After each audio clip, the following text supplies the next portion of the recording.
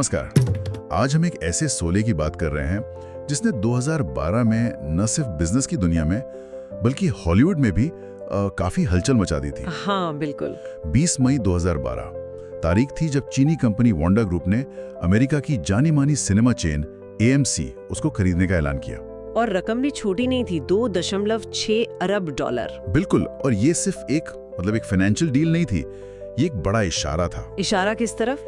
इशारा इस तरफ कि चीन जो शायद क्रिएटिव लेवल पर हॉलीवुड से सीधा मुकाबला नहीं कर पा रहा था उस वक्त, पर अब उसके पास इतनी दौलत थी कि वो स्क्रीन ही खरीद ले। ये तो पूरा नैरेटिव ही बदल गया। हाँ, अब तक क्या हो रहा था, हॉलीवुड चीन जा रहा था बिजनेस के लिए। जी। ये पहली बार हो रहा था कि चीन वो हॉलीवुड आ रहा था मालिक बनने। हाँ, ये बड़ा शिफ्ट था। और इंडस्ट्री हैरान थी। मतलब टिकट बिक्री कोई बहुत तेज नहीं थी, नहीं, स्टेबल सी थी। नेटफ्लिक्स का दौर शुरू हो रहा था। थिएटर बिजनेस का मार्जिन वैसे भी कम होता है। हाँ वो तो है। तो सवाल उठा, भाई एक चीनी अरबपति अमेरिकी थिएटर बिजनेस में क्यों पैसा लगा रहा है, क्या चल रहा है? सही सवाल है। तो हमारे पास जो जानकारी है, जो स्रोत हैं, वो इसी सौदे के पीछे की सोच और जो शुरुआत में रिएक्शंस आए उन पर रोशनी डालते हैं। तो चलिए आज इसी की गहराई में उतरते हैं। बिल्कुल।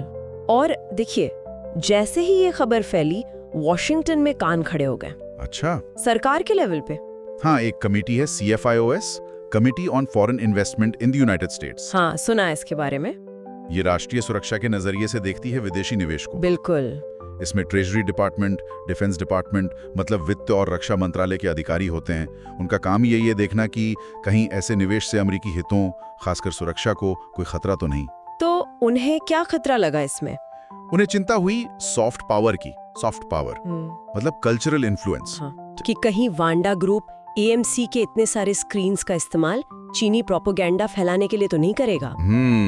ये तो गंभीर चिंता थी। बिल्कुल, कि अपनी विचारधारा थोपने की कोशिश। तो फिर AMC के जो CEO थे उस वक्त, गैरी लोपेज, उन्होंने क्या जवाब दिया इसका? उनका क्या कहना था? लोपेज का तर्क बड़ा सीधा और कह सकते हैं बिजनेस वाला था। अच्छा। उन्होंने अधिकारियों से कहा, देखिए, हाँ वांडा चाहे तो ऐसा कर सकती है, बिल्कुल कर सकती है, लेकिन सिर्फ तब अगर वो अपना इतना बड़ा इन्वेस्टमेंट, अपना बिजनेस खुद ही बर्बाद करना चाहे। ओह, ये कैसे? उन्होंने समझाया कि देखिए, थिएटर बिजनेस कोई रेडियो स्टेशन जैसा नहीं है कि आप कुछ भी मुफ्त में ब्रॉडकास्ट कर दें। हाँ, सही बात है। यहाँ लोग अपनी जेब से पैसा खर्च करके टिकट खरीदते हैं, दर्शक तय करते हैं कि उन्हें क्या देखना है और क्या नहीं। कोई जबरदस्ती प्रोपेगेंडा फिल्म क्यों देखेगा पैसा देकर? वाह, मतलब अमेरिका का अपना जो पूंजीवादी ढांचा है, जो मार्केट इकोनॉमी है, वही एक तरह से चीन की किसी भी ऐसी मंशा के खिलाफ डिफेंस बन गया। बिल्कुल, ये विडंबना ही थी कि सिस्टम खुद ही एक चेक बन गया। गजब। और इसी तर्क के बाद अधिकारियों ने कहा, ठीक है, डील को मंजूरी दे दी। तो डील फाइनल हुई। इसके लिए करीब $700 मिलियन कैश ट्रांसफर होना था। हाँ, बड़ी रकम थी। हाँ, ये पैसा बीजिंग में वांडा के दफ्तर से निकला, फिर बीजिंग के सिटी बैंक गया, वहां से हांगकांग सिटी बैंक और फिर आखिर में न्यूयॉर्क सिटी बैंक। पूरा मनी ट्रेल। हाँ, और कहते हैं कि लोपेज इतने ज्यादा सतर्क थे, मतलब इतने कॉशियस, कि उन्होंने अपनी टीम को बोला था कि हर स्टेप पर कंफर्मेशन चाहिए। अच्छा, किस बात का कंफर्मेशन? यही कि पैसा असली है। हाँ। कहीं कोई गड़बड़ ना हो। सही है, इतना बड़ा अमाउंट था, लेकिन ये पैसा सिर्फ पैसा नहीं था, है ना? नहीं, बिल्कुल नहीं, ये एक सिंबल बन गया था। किस चीज का सिंबल? की देखो, कम्युनिस्ट पूंजीवादी सिस्टम वाला बीजिंग, वो अमेरिका की पूंजीवादी और कहीं ना कहीं एक डेमोक्रेटिक कल्चर वाली आत्मा का एक हिस्सा खरीद रहा है। ये सिर्फ फाइनेंशियल ग्लोबलाइजेशन नहीं था, ये कहानी का मतलब नैरेटिव का उल्टाव था। हाँ, मतलब कौन खरीद रहा है और कौन बिक रहा है, इसकी सांस्कृतिक पहचान भी बदल रही थी। बिल्कुल। इसी सब के बीच वांडा के चेयरमैन वोंग जियानलिन वो लॉस एंजलिस भी आए। जाहिर है बड़ा मौका था। उनके सम्मान में इवेंट्स भी हुए होंगे। हाँ, 2 बड़े इवेंट्स हुए। एक में IMAX के CEO रिचर्ड गेलफॉन्ड ने उनका परिचय कराया। अच्छा। और दूसरे में ड्रीमवर्क्स एनिमेशन के जेफरी कैट्ज़नबर्ग ने। जेफरी कैट्ज़नबर्ग, वो तो बड़े नाम है हॉलीवुड में। बिल्कुल। और कैट्ज़नबर्ग उस वक्त खुद चीन में एक स्टूडियो खोलने की सोच रहे थे, और इसके लिए वो चीन की मानसिकता समझने की कोशिश कर रहे थे। कैसे? वो हेनरी किसिंजर की किताब पढ़ रहे थे, on China. Oh, on China, काफी मशहूर किताब है। उसमें किसिंजर ने क्या लिखा था ऐसा जो यहाँ प्रासंगिक हो? किसिंजर ने उसमें जिक्र किया था, उन विदेशी ताकतों का, विजेताओं का, जो इतिहास में चीन पर हावी होना चाहते थे। हाँ। लेकिन हुआ क्या, वो आखिरकार चीन की जो विशाल व्यवस्था है, जो उसकी भाषा है, जो उसकी ब्यूरोक्रेसी है, उसमें ऐसे घुल मिल गए, ऐसे समा गए कि वो चीन के ही हितों को आगे बढ़ाने लगे। बिल्कुल, अनजाने में सही, पर वो चीनी नेशनल इंटरेस्ट को ही साधने लगे। तो अब सवाल ये उठ रहा था कि क्या हॉलीवुड भी उसी रास्ते पर जा रहा है, अनजाने में? हाँ, ये एक बड़ा सवाल बन गया था।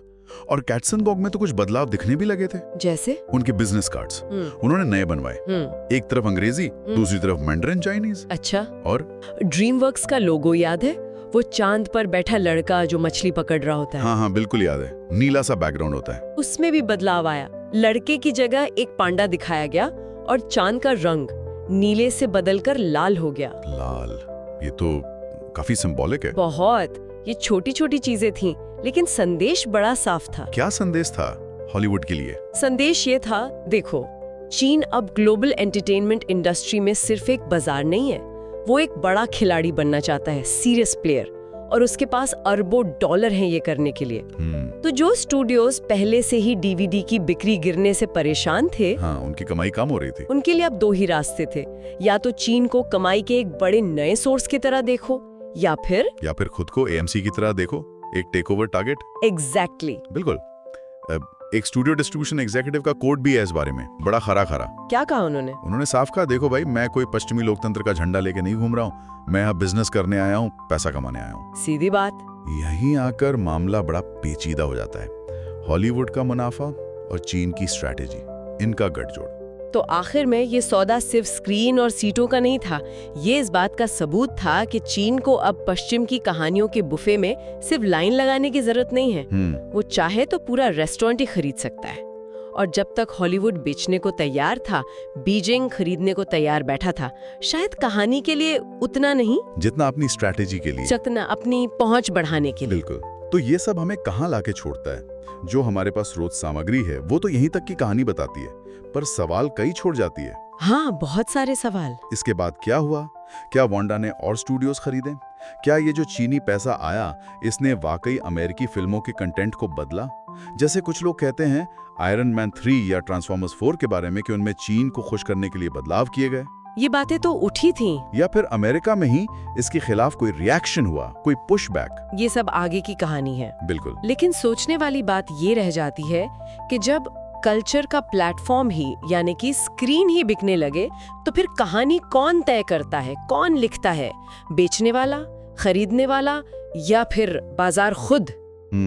ये एक बड़ा सवाल है जिस पर सोचना चाहिए।